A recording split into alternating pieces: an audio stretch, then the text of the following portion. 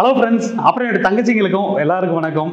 இன்னைக்கு இந்த பதிவு யாருக்காகன்னு கேட்டிங்கன்னா, என்னை உங்கள் கூட பிறந்த அண்ணனை நினைக்கக்கூடிய சகோதரிகள், இல்லை தம்பியை நினைக்கக்கூடிய சகோதரிகள், இல்லை மகனை நினைக்கக்கூடிய சகோதரிகள் எல்லாம் நிறைய பேர் இருக்கிறீங்க. உங்கள் எல்லாருக்கும் ஏதோ ஒரு கோணத்தில் இந்த பதிவு மூலயமா ஒரு மன அமைதியோ, இல்லை ஒரு தைரியமோ, இல்லை ஒரு தன்னம்பிக்கையோ, ஏதோ ஒரு விதத்தில் இந்த பதிவு உங்களுக்கு ரொம்ப யூஸ்ஃபுல்லாக இருக்குன்னு சொல்லிட்டு நான் நம்புகிறேன். ஏன்னு கேட்டிங்கன்னா, இன்றைக்கி காலையில் ஒரு சகோதரி என்கிட்ட ஃபோனில் பேசினாங்க. அவங்களோட பிரச்சனைகளை பூரா என்கிட்ட கொட்டி தீர்த்துட்டாங்க. ஏன்னா அவங்க ஃபேமிலி பெரிய ஃபேமிலி, ஒரு வேலைக்கும் போகிறாங்க. வேலைக்கு போகிற இடத்துல பெரிய பிரச்சனை, அந்த பிரச்சனையை விட்டுட்டு வீட்டுக்கு வரும்போது வீட்டில் அதை விட பெரிய பிரச்சனைகள், இதெல்லாம் ஃபேஸ் பண்ண தெரியாமல், இதை யாருக்கிட்டையும் சொல்லவும் முடியாமல், யாருக்கிட்ட சொல்லணும்னு நினச்சி இல்லை என் கூட பிறந்த அண்ணனை நினச்சி என்கிட்ட எல்லாத்தையும் கொட்டி தீர்த்துட்டாங்க. அப்போது அந்த மனசில் ஒரு தைரியம் சொல்கிறதுக்கோ, ஒரு தன்னம்பிக்கையான வார்த்தையை சொல்கிறதுக்கோ யாருமே இல்லை. நல்ல ஒரு விஷயம் கேட்டுக்கணும். யாரும் கஷ்டப்படுறாங்க, ஏதோ பிரச்சனையை ஃபேஸ் பண்ணுறாங்கன்னா அந்த இடத்துல பணத்தை மட்டும்தான் கொடுத்து உதவி பண்ணணுன்ட்டு கிடையாது. நம்மளால் முடிஞ்ச ஒரு தைரியத்தை சொல்லணும். அந்த பிரச்சனை ஃபேஸ் பண்ணக்கூடிய அளவுக்கு ஒரு வழிகளை சொல்லலாம். இந்த மாதிரி நிறைய விஷயங்கள், நல்ல விஷயங்களை சொல்லணும். போய் குட்டையை குழப்பிட்டு போயிடக்கூடாது. நிறைய பேர் இந்த மாதிரி சகனி வேலைகள் பார்த்துட்டு போயிட்டே இருந்துருவாங்க. என்னம்னு நடந்து சாப்பிட்டு அப்படின்ட்டு. அந்த மாதிரி கிடையாது. ஏன்னா அந்த மாதிரி ஆளுங்க சந்தர்ப்பவாதிகள். ஏதோ ஒரு சந்தர்ப்பம் கிடச்சிச்சின்னா அவங்களை ஏதாவது ஒரு ஆட்டையை களைச்சி விட்டுட்டு பிரச்சனைகளை உண்டு பண்ணிவிட்டு போயிட்டே இருப்பாங்க. அந்த மாதிரி ஆட்கள் நிறைய பேர் இருக்கிறாங்க. நீங்கள் கவனமான ஆட்கள், நம்பிக்கையானவங்க, நம்மளோட பிரச்சனையை உண்மையாக காது கொடுத்து கேட்டு ஏதோ ஒரு ஆறுதல் சொல்லுவாங்கங்கிற ஆட்களை நம்பி தான் சொல்லணும். எல்லாருக்கிட்டையும் சொல்ல முடியாது. அந்த மாதிரி என்கிட்ட அவங்க சொன்ன விஷயங்கள் அவங்களுக்கு பதில் நான் சொல்லிட்டேன். சொல்லி இந்த மாதிரி பிரச்சனைகள் எல்லாம் பெரிய விஷயம் கிடையாது. வாழ்க்கையில் எல்லார் வாழ்க்கையிலையும் பிரச்சனைகள் வரத்தான் செய்யும். அது ஏழைகளாக இருந்தாலும் சரி, பணக்காரங்களாக இருந்தாலும் சரி, அவங்கவுங்க வசதிக்கு தகுந்த மாதிரி பிரச்சனைகள் வரத்தான் செய்யும். அதை ஃபேஸ் பண்ணி தான் ஆகணும். அதுக்கு மனசு உடஞ்சி போய் அவங்க பேசுகிற விதமே பார்த்திங்கன்னா, இன்றைக்கி தான் கடைசி நாள் அப்படின்ற மாதிரி பேசுனாங்க. மனசை மாற்றி, அதாவது அந்த ஒரு இயல்பான நிலைக்கு கொண்டு வர்றதுக்கு கொஞ்சம் கஷ்டப்படத்தான் செஞ்சேன். ஏன்னா ஒரு கூட பிறந்த அண்ணனை நம்ம என்ன சொல்லணுமோ, எந்த மாதிரி வார்த்தைகள் பேசி அவங்கள வழிக்கு கொண்டு வர முடியுமோ அந்த மாதிரி ஒரு நல்ல வார்த்தைகள்லாம் சொல்லி அவங்கள மன மாற்றத்துக்கு கொண்டு வந்துட்டேன். அது எனக்கு ரொம்ப சந்தோஷம். ஆனால் இது மாதிரி எத்தனை சகோதரிகள் இருக்கிறாங்க தெரியுமா? நான் நிறைய பேர் பார்க்க அங்கங்கே நம்ம கண் பார்வைக்கு தெரிகிறாங்க. ஆனால் நம்ம கண் பார்வைக்கு தெரியாத பேர் எத்தனை பேர் இருக்கிறாங்க? அதாவது இந்த குடிகாரங்கள்லாம் இருக்கிறாங்க இல்லையா, அந்த குடிச்சிட்டு தன்னோட குடும்பத்தை சீரழியை விட்டுட்டு எத்தனை குடும்பங்கள் சீரழியுது. அப்போ அவங்க அந்த குடும்பத்தை ஃபேஸ் பண்ண தெரியாமல், அதுவும் ஒரு சில குடும்பங்கள் பெரிய குடும்பமாக இருக்கும். அந்த பெரிய குடும்பத்தில் இருக்கக்கூடியவங்கெல்லாம் அந்த குடும்பத்தை எப்படி ரன் பண்ணுறதுனே தெரியாது. இப்போ அவங்க சொன்ன மாதிரி வேலை பார்க்குற இடத்துல பல பிரச்சனைகள்.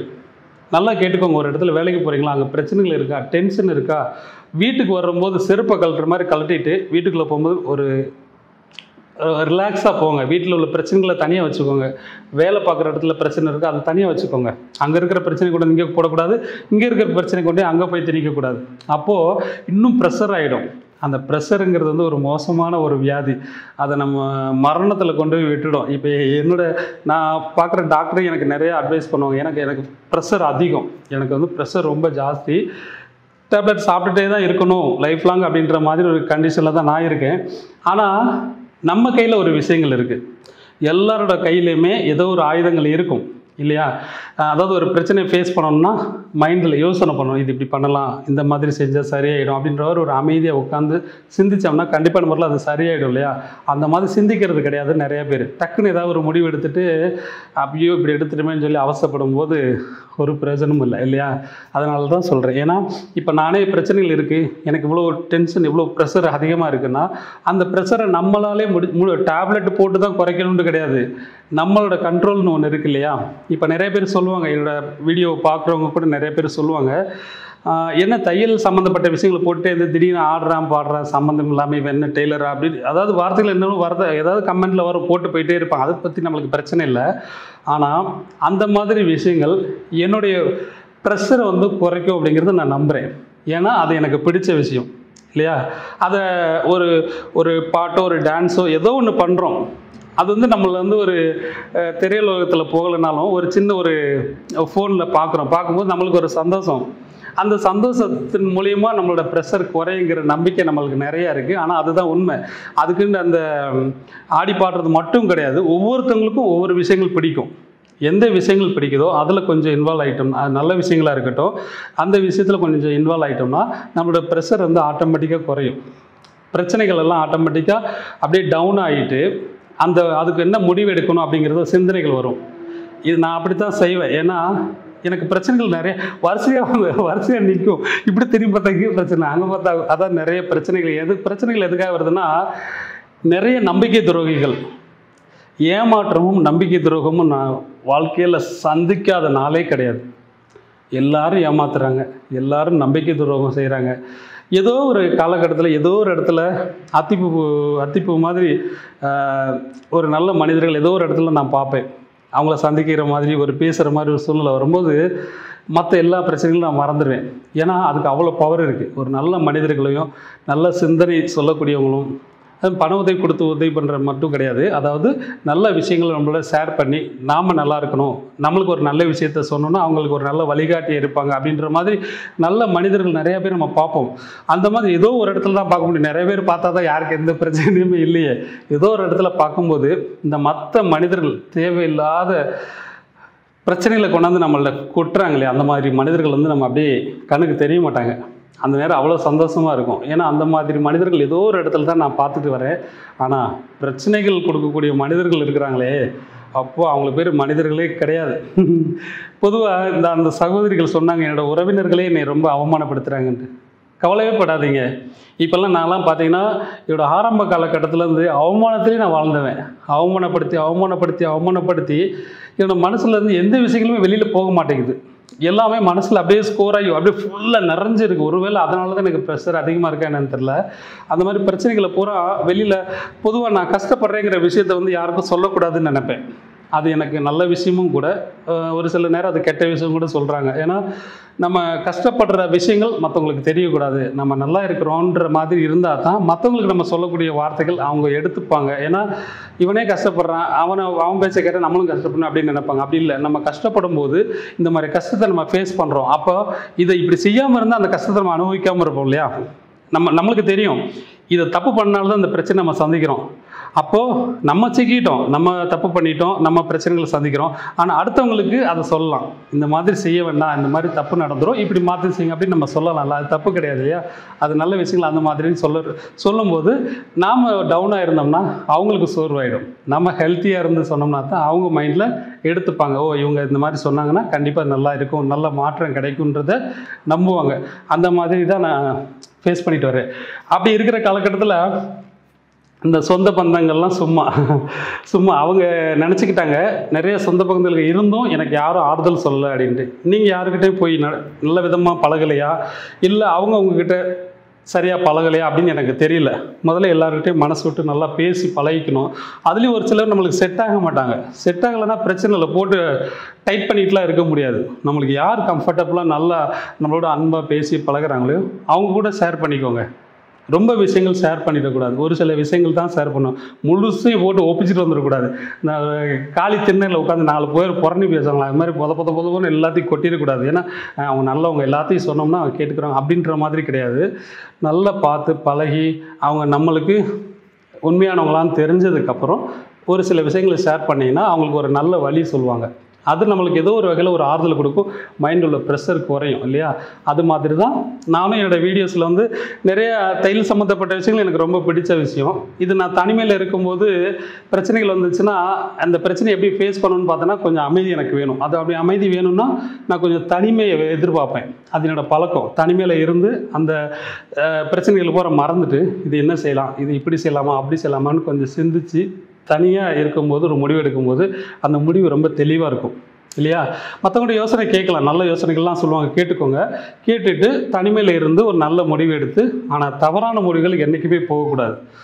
ஏன்னா வாழ்க்கையில் வந்து மரணங்கிறது நம்ம கையில் எடுக்கவே கூடாது. அது ஒரு ஆயுதமே கிடையாது. அந்த மாதிரி சகோதரிகளோடு அப்படி தான் என்கிட்ட பேசினாங்க. அப்புறம் அவங்கள மைண்டை நான் மாற்றிட்டேன். அந்த மாதிரி நிறைய பேர் இருக்கிறாங்க. அந்த மாதிரி சிந்தனைக்கு போகவே கூடாது. ஏன்னா நம்ம வாழ்க்கையில் சாதிக்க வேண்டிய விஷயங்கள் இருக்குது. நம்ம வயசு எவ்வளோ காலம் வாழ்ந்திருக்கோமோ அதை விட இன்னும் 2 மடங்கு நம்ம வாழ வேண்டிய வாழ்க்கைகள் இருக்குது, சாதிக்க வேண்டிய விஷயங்கள் இருக்குது. நம்ம வாழ்க்கையில் நல்ல விஷயங்களும் நடக்கிறதுக்கு காத்துக்கிட்டு இருக்கலாம். எதுக்கு அதை உதறி விட்டு போகணும்? அதனால் கஷ்டங்கள் வருதுங்கிறத பயந்துட்டோம்னா அப்புறம் வாழ்க்கை என்ன வாழ்க்கை? எல்லாத்தையும் ஃபேஸ் பண்ணி தான் ஆகணும். எந்த மாதிரி கஷ்டம் வந்தாலும் ஃபேஸ் பண்ணுங்கள். இன்றைக்கி நம்ம சாப்பாட்டுக்கே இல்லைனாலும் கவலைப்படாதீங்க. அந்த மாதிரி பட்னியாக கிடந்த வாழ்க்கைகளை நான் நிறைய அனுபவிச்சிருக்கேன். அந்த சகோதரிலாம் சொன்னாங்க, எங்களுக்கு இந்த வறுமையெல்லாம் ரொம்ப சந்திச்சுக்கிட்டு வரேன். அப்போ நான் எனக்கு மீள்றதுக்கே வழி இல்லையா, நான் என்ன செய்வேன்? கணவர் சரியில்லை, குடிகாரனாக இருக்கிறான், அப்பா அவன் வீட்டுக்கு வர்றது கிடையாது, சம்பளம் கொடுக்கறது இல்லை, என்னோட பிள்ளைங்க படிக்கிறாங்க, 4 பிள்ளைகள் ஆயிடுச்சு, படிக்கிறாங்க, மருத்துவ செலவு பார்க்க முடியல, வீட்டில் பெரியவங்க இருக்கிறாங்க, அவங்கள பார்த்துக்க முடியல. அப்போ நான் என்ன செய்வேன்? இதில் வேறு கடன் வாங்கி வச்சுட்டேன், கடனை கட்ட முடியல, லோன் வாங்கி வச்சுருக்கேன், லோன் கட்ட முடியல, குழுவில் பணம் வாங்கிட்டு அங்கே கட்ட முடியல. இந்த மாதிரி பிரச்சனை நிறைய ஹெவியாக ஏற்றிட்டு எந்த பக்கம் போகணும்னு தெரியாமல் தவிக்கிறாங்க. ஏன்னா ஒன்றுமே பண்ண முடியாது. உயிரை மாச்சிக்கணும்னு நினச்சாலும் அந்த இடத்துல என்ன செய்யும்? நம்ம பிள்ளைகள்லாம் ஞாபகத்து வந்துடுவாங்க, பெரியவங்களாம் ஞாபகத்து வரும். அப்போ நம்ம போயிட்டோம்னா என்ன நடக்கும்? எல்லாரும் ரொம்ப கஷ்டப்படுவாங்க. ஆனால் நம்ம இருந்து அந்த கஷ்டத்தை ஃபேஸ் பண்ணணும்னா கண்டிப்பான முறையில் அதை கடந்து போக முடியும். அதை பயந்து ஓடத்தான் கூடாது, நம்மளை விரட்டிடும். புரியுதா? நம்ம பயந்து ஓடக்கூடாது, நம்ம கடந்து போகிறதுக்குண்டான அந்த கடந்து போனோம்னா பிரச்சனையை முறியடிக்க முடியும். அதுக்கு என்ன தைரியம் தான் வேணும். எந்த பிரச்சனையும் நம்ம கழுத்தில் கத்தி வைக்கிற மாதிரி இருக்காது. எல்லா பிரச்சனைகளுக்கும் ஒரு தீர்வு இருக்குது. அது நல்ல முறையாக பேசி தீர்த்து அடுத்த கட்டத்துக்கு போகிறதுக்கு உண்டான வழிகள் தான் நீங்கள் பார்க்கணும். இப்போ நான் சின்ன வயசுலேருந்து என்னை பற்றி சொல்லாத விஷயங்கள் நிறையா இருக்குது. நான் நிறைய சொல்லியிருக்கேன், ஆனால் இன்னும் சொல்லாத விஷயங்கள் நிறைய இருக்குது. இந்த வாழ்க்கையே பெரிய வரலாறு, மோசமான வரலாறு. அதாவது இப்படித்தான் வாழணும் அப்படிங்கிறதுக்கு நான் நிறைய உதாரணமாக இருந்திருக்கேன். இப்படி வாழக்கூடாது அப்படிங்கிறதுக்கும் நான் நிறைய உதாரணமாக இருந்திருக்கேன். அதை இப்போ நம்ம சொல்ல முடியாது இல்லையா? ஒருத்தர் வாழ்கிற காலகட்டத்தை விட அவங்க இல்லாத காலகட்டத்தில் அந்த வரலாறு பேசும். அது மாதிரி என்னோடய காலகட்டத்துக்கு அப்புறம் அந்த விஷயங்கள் வெளிவரும்போது இப்படித்தான் வாழணுங்கிறதுக்கு நான் உதாரணம் இருந்திருக்கேன். இப்படித்தான் வாழணுங்கிறதுக்கு என்னை கை காட்டக்கூடிய அளவுக்கு நான் வாழ்ந்திருக்கேன். இப்படி வாழக்கூடாது அப்படிங்கிற உதாரணத்துக்கும் நான் ஆளாயிருக்கேன். ஏன்னா அந்த மாதிரி 2 வகையான விஷயங்களும் நான் ஃபேஸ் பண்ணியிருக்கிறேன். அப்போது வாழ்க்கையில் ஒன்றும் இல்லை. இப்போ ஒரு சின்ன வயசுலேயே எடுத்துக்கோங்களேன். என்னோடய சின்ன வயசில் எங்கள் அப்பாலாம் ஒரு குறிப்பிட்ட காலத்துக்கு கிட்ட போகிறவங்க கூட எங்கள் பக்கத்துலேயே இல்லை. அவர் இப்போ இறந்து ஒரு 10-15 வருஷம் தான் இருக்கும். ஆனால் சின்ன பிள்ளையில எங்கள் கூடலாம் இல்லை. அவர் இன்னொரு கல்யாணம் முடிச்சுட்டு போயிட்டு எங்கள் குடும்பத்தை அனாதையாக விட்டுட்டு போகணும். எங்கள் அம்மா ரொம்ப கஷ்டப்பட்டு தான் வளர்த்துருக்குறாங்க. அவங்கள இப்போலாம் பார்த்தீங்கன்னா அந்த மாதிரி கஷ்டப்படுறவங்களெல்லாம் பார்க்கும்போது நம்ம ஆறுதல் சொல்கிறோம். இந்த மாதிரிலாம் ஃபேஸ் பண்ணும்போது பிரச்சனைகள் வரும், எங்கள் வீட்டில் நடந்திருக்கு அப்படின்னு நம்ம சொல்கிறோம். அது மாதிரி நான் நடந்துக்கிட்ட என்னோடய கஷ்டங்களை நான் சொல்லணும்னு பார்த்தீங்கன்னா, ஒரு தகப்பனை வர அப்பான்னு அதாவது நைனான்னு சொல்லுவோம். அந்த மாதிரி நாங்கள் சொல்கிறது. அப்போ அதிக வார்த்தை நான் பயன்படுத்தினதே இல்லை. ஏன்னா அவரை அந்த மாதிரி கூப்பிட்டது கிடையாது. நம்ம வெறுக்கிற மாதிரி ஒரு வாழ்க்கையை தான் அவங்க கொடுத்துட்டாங்க. என்ன ஒரு தகப்பன் நம்மளுக்கு அப்படின்ற மாதிரி ஒரு வெறுப்பிலேயே வாழ்ந்துட்டேன். அதுலேயும் நிறைய அவமானங்கள், நிறைய பிரச்சனைகள் சின்ன வயசுலே. அப்படிங்கும்போது நம்மளால் மறக்க முடியாததை நிறைய ஃபேஸ் பண்ணிட்டேன். சாப்பாட்டுக்கு கஷ்டப்படுறோங்கிறது இப்போ ஈஸியாக சொல்கிறோம். நான்லாம் இன்னும் எனக்கு அதை மறக்க முடியவே இல்லை. ரோட்டில் விளையாண்டுக்கிட்டு இருக்கிற நேரத்தில் இந்த போஸ்ட் மரம் இருக்கும். நான் சின்ன பிள்ளையாக இருக்கும்போது இன்னும் எனக்கு அதெல்லாம் மறக்கணும்னு நினச்சாலும் ஏதோ ஒரு காலகட்டத்தில் ஏதோ ஒரு ஞாபகம் வந்துக்கிட்டே இருக்கும். எதுவுமே மறக்க முடியல. ஏன்னா அது பூரா நமக்கு கொடுத்த வலிகள். அந்த வலிகள் யாரால் வந்ததுன்னா நம்மளோட தகப்பனால் வந்தது. அப்போ அதனால் நம்ம மறக்க முடியல. அது நமக்கு மனசில் அப்படியே நின்றுக்கிட்டே இருக்குது. அதாவது பசியில் இருக்கும். வீட்டில் சாப்பாடு அம்மா எப்படினாலும் ஆக்கி கொடுத்துருவாங்க, சாப்பாடு கொடுத்துருவாங்க. ஆனால் நான் மட்டும் கொஞ்சம் ஓவராக சாப்பிட்றதில்ல. அப்போ இல்லை, இப்போ வரைக்கும் அப்படி தான், காலத்து வரைக்கும் சாப்பிடுவேன். அந்த சாப்பாட்டில் நம்மளுக்கு கொஞ்சம் குறையாதனால நம்மளோட பசி தாங்க முடியாது. அப்போது நம்ம வீட்டில் சாப்பாடாக லேட்டாக தான் விளாண்டுக்கிட்டே இருப்போம். அங்கே கொண்டாந்து ஒரு போஸ்ட் மரம் இருக்கும், குப்பை தட்டி. அங்கே கொண்டாந்து இந்த வாழைப்பழத்தை இல்லை குப்பையெல்லாம் கொண்டு வந்து கொட்டுவாங்க. அந்த இடத்துல தான் வாழைப்பழத்தை சாப்பிட்டுட்டு இந்த வாழைப்பழத்தோலை தான் அந்த வீட்டில் நிறைய வாழைப்பழத்தோலாக போடுவாங்க. வாழைப்பழம் நிறையா சாப்பிடுவாங்க போல இருக்குது. அந்த வாழைப்பழத்தோலை முன்னையும் பின்னே இருக்கிற தோலை விட்டு நடுவில் இருக்கிற பழமாக எடுத்து அந்த தோலை எடுத்து தின்னு வளர்ந்தவன். நான் நிறைய தின்றுருக்கேன். நிறைய வாழைப்பழத்தோலை அந்த போஸ்ட் மரத்துக்கிட்டே நின்று விளாடுவேன். எதுக்குன்னா அவங்க அந்த நேரத்தில் வாழைப்பழம் மட்டும் கிடையாது, நிறைய பழங்கள் சாப்பிட்றவங்கன்னு வச்சுக்கோங்களேன். அது எதனாலங்கிறது இப்போனா கூட நான் சிந்திப்பேன். ஒரு அவங்க வீட்டில் யாரா உடம்பு சரியில்லாமல் பேஷண்ட் இருந்திருக்கலாம், கொஞ்சம் வசதியானவங்க தானே. அப்போ அந்த ஃப்ரூட்ஸ் எல்லாம் அதிகம் சாப்பிடுவாங்கல்ல. அப்போ அதனால் ரெகுலராக அந்த வீட்டில் அந்த வாழைப்பழம் கண்டிப்பாக தோல் விழும். அதை எடுத்து நான் வெறும் தோலை வாயில் வச்சு தின்னுட்டு இப்போ நினச்சாலும் என்னால் மறக்கவும் முடியல. அதை சிரிச்சுக்கிட்டுவேன், அவ்வளோதான். அதாவது அது சின்ன பிள்ளைத்தனம்னு நினச்சிட்டு சிரிச்சுக்கிடுவேன். ஆனால் பசிங்கிறது தான் உண்மை. சின்ன பிள்ளைத்தனமாக நினச்சி சிரிச்சுக்கிறோம், ஆனால் அது பசியின் கொடுமை தான்.